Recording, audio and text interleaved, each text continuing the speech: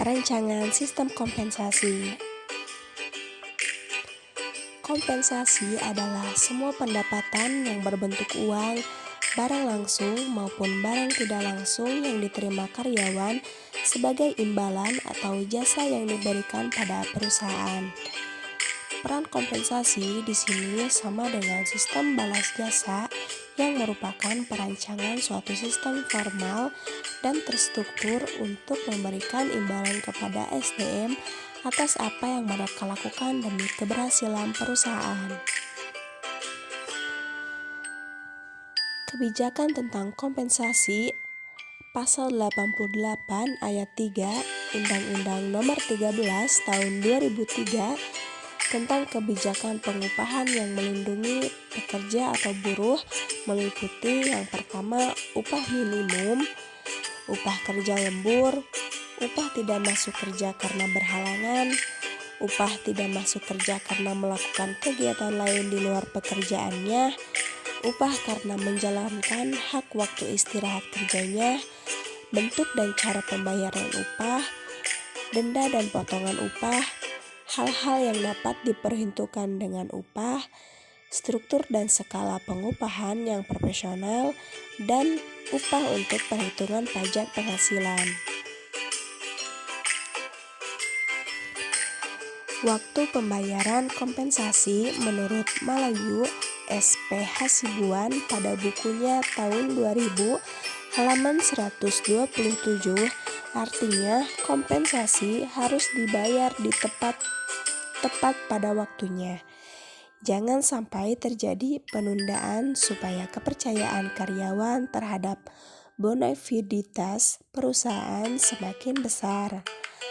Ketenangan dan konsentrasi kerja akan lebih baik, tetapi jika pembayaran kompensasi tidak tepat pada waktunya akibat disiplin moral, gairah kerja karyawan akan menurun, bahkan turnover karyawan semakin besar. Adapun faktor-faktor yang mempengaruhi besarnya kompensasi, yang pertama, penawaran dan permintaan tenaga kerja, serikat buruh atau organisasi karyawan, pemerintah dengan undang-undang dan KOPS-nya, posisi jabatan, kemampuan dan kesediaan perusahaan permintaan, produktivitas kerja karyawan, biaya hidup atau cost of living, pendidikan dan pengalaman karyawan, kondisi perekonomian nasional, dan jenis sifat pekerjaan. Asas-asas kompensasi ada dua. Yang pertama ada asas adil. Yang dimaksud asas adil yaitu besarnya kompensasi yang dibayar kepada setiap karyawan harus disesuaikan dengan prestasi kerja, jenis kerja, risiko pekerjaan, tanggung jawab, jabatan pekerjaan, dan memenuhi persyaratan internal konsistensi. Asas yang kedua yaitu ada asas layak dan wajar.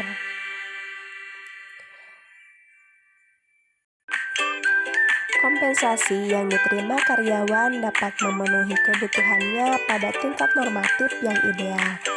Tolak ukur layak adalah relatif. Penetapan besarnya kompensasi didasarkan atas batas upah minimal pemerintah dan eksternal konsistensi yang berlaku. Metode kompensasi ada dua. Yang pertama, metode tunggal. Metode tunggal yaitu suatu metode yang dalam penetapan gaji pokoknya hanya didasarkan atas ijazah terakhir dari pendidikan formal yang dimiliki karyawan. Yang kedua ada metode jama.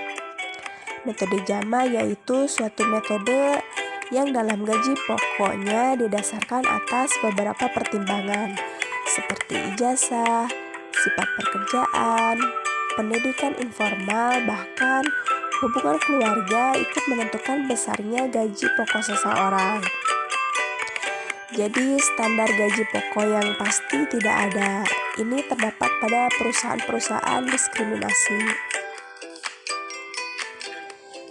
Selanjutnya ada sistem kompensasi, yaitu terbagi kepada dalam 3 bagian. Yang pertama, sistem waktu. Dalam sistem waktu, kompensasi gaji atau upah itu besarnya ditetapkan berdasarkan standar waktu seperti jam, hari, minggu, atau bulan. Yang kedua ada sistem hasil atau output.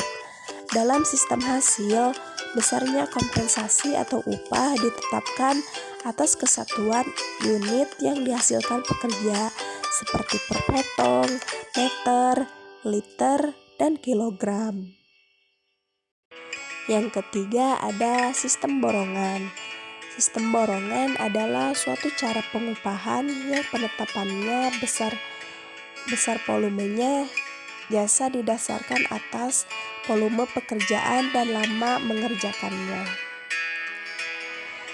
Sekian dari kami tentang sistem kompensasi atau perancangan sistem kompensasi. Terima kasih.